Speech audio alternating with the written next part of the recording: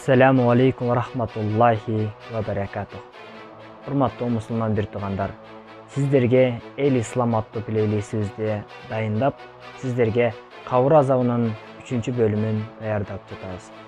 Аны жакынкы аралыктарда өзүбүз убада кылгандай эле 11 март күнү кечки саат 8-де чыгарабыз.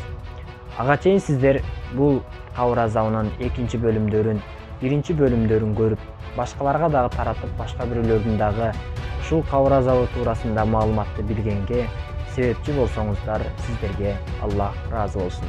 Көптөн күткөн видеолоруңуздарды Кудайым буйрса, алдыңкы убактарда чыгарганга аракет кылабыз. Ассаламу алейкум.